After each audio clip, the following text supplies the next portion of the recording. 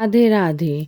Welcome to little Krishna world. तो आज इस वीडियो में हम जानेंगे कि हमें ठाकुर जी की सुबह की सेवा कैसे करनी चाहिए, बिल्कुल सीधे। तो बस आपने ठाकुर जी से उठाया होगा तो आप पहले आप आराम से घंटी बजाएंगे और उनका पाठ खोलेंगे आराम से और अच्छे से उनके हाथ पैरों को दबाएंगे, लाड दुलार करेंगे। कान्हा उठ जाओ मेरे कान्हा, कान्हा उठ जाओ मेरे कान्हा। तो हल्के हल्के हाथों से उनके पैरों पे हम मसाज देंगे और फिर उनको आराम से उठाएंगे। अगर आप दूध पिलाते हैं तो आप दूध भी पिला सकते हैं, अगर आप जल का सेवन करवाते हैं तो जल भी उन्हें पिला सकते हैं। तो जैसे कि गर्मी का टाइम है तो हमें क्या करना है, जो उनके पास हम जलधारी रखते हैं या मटकी रख लेते हैं तो हम उसमें से ये ठाकुर जी को जल पिलाते हैं। जल पिलाकर उनको थोड़ा-सा रेस्ट करवाते हैं। फिर उसके बाद इतने हम उनकी जितने वो थोड़ा उठ के थोड़ा मतलब कहते हैं ना, थोड़ा-सा उठने के बाद थोड़ा-सा फ्रेशन-अप सा होते हैं, ऐसे हो करेंगे हम उनको। फिर हम उनको अच्छे से जहाँ पे वो बैठेंगे वहाँ की साफ़-सफ़ाई कर लेंगे। इतने जहाँ पे अच्छे से साफ़-सफ़ाई करके वहाँ पे इत्र छिड़क देंगे सारा, जिससे कि वहाँ पे वो पूरा अच्छे से महकता रहे और सुगंधित रहे। और जहाँ हमें उनकी जलधारी रखते हैं उसको हमें रोज़ क्लीन करनी होती है और उसमें तुलसी पत्र ज़रूर डालनी है, शुद्ध जल डालना है। आरओ का हो तो आरओ का, जो उन सभी आप जल पीने में इस्तेमाल करते हैं वो जल उसमें अच्छे से भर के तुलसी पर डाल के और उसे ढक के रख देंगे। और आपको जो पता ही है, जहाँ लाला होगा वहाँ तो हमारी गौ माता ज़रूर होंगी, तो गौ माता भी ज़रूर रखनी होती है। इतने हम फिर उनकी स्नान की तैयारी करते हैं। तो हम एक पात्र लेंगे, थोड़े से पुष्प रख देंगे और फिर ठाकुर जी को स्नान कराएंगे ठंडे ठंडे पानी से। मतलब ठंडा पानी मतलब इन द सेंस कि आपको जो नॉर्मल वाटर से हम जिससे हम स्नान करते हैं उसी से स्नान करना है।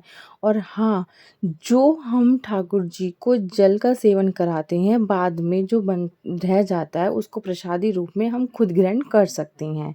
और आपको एक बात, जो हम स्नान कराएंगे ठाकुर जी को जल, वो हमारे कहीं भी पैरों में नहीं आना चाहिए, नाली वगैरह में नहीं जाना चाहिए। वो आपको सीधा किसी भी पौधे में डाल सकते हो, लेकिन तुलसी के पौधे में आपको नहीं डालना है।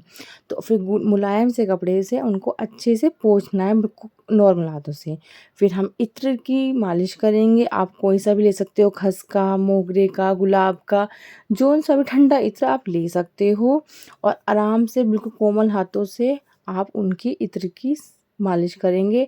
ध्यान रखना आपको अंगूठा नहीं लगाना है। फिर हम उन्हें एक नॉर्मल सी कॉटन के पोशाक पहना देंगे या डांगरी। तो मैंने ठाकुर जी को पहनाया था शॉर्ट्स निक्कर और ऊपर लॉन्ग टॉप वाली उनको ड्रेस बनाई थी, ठीक है। और उनको हल्का सा श्रृंगार कर देंगे, कड़े जैसे गले में माला, तुलसी माला, वो सब हम डाल देंगे, ठीक है।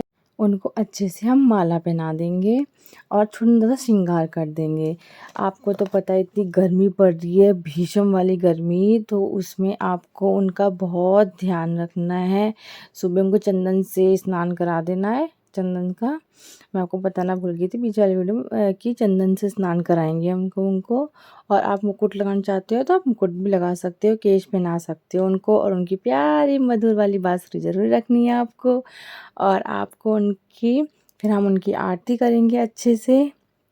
लेकिन हाँ, जैसे हम चीज़ें देखते हैं ऐसे उनको भी आईना ज़रूर दिखाना है। फिर हम उनकी आरती करेंगे अच्छे से। फिर उनको हम अच्छे से दूध पवाएंगे। दूध ठंडा भी पिला सकते हैं आप, जैसे ठंडाई वगैरह भी पिला सकते हैं सुबह। दूध ठंडा नॉर्मल जो भी आपको पिलाना है वो ठंडा ही पिलाना है, गर्म नहीं पिलाना है। आपको इस बात का ज़रूर ध्यान रखना है।